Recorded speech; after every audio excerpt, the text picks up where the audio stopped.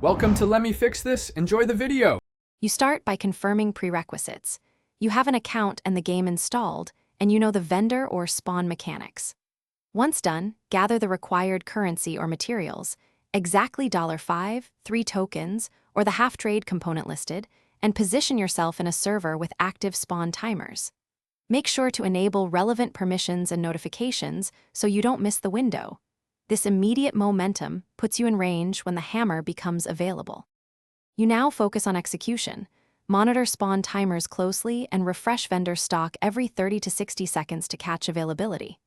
Once you're in the right server, use priority access like a private lobby or VIP server to eliminate competition. This increases success odds. Then, when the hammer appears, execute the trade or crafting sequence exactly, select item, confirm exchange, and complete any required mini-action.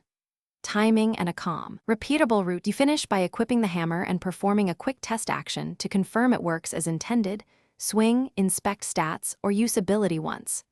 Once verified, secure the item in your inventory by locking, storing, or binding it to your character to prevent loss. If something goes wrong, clear the game cache, rejoin a fresh server, and retry the acquisition. If it still fails, escalate to support with your transaction ID. That troubleshooting step recovers most lost attempts. Thanks for watching. If you found this helpful, don't forget to like and subscribe.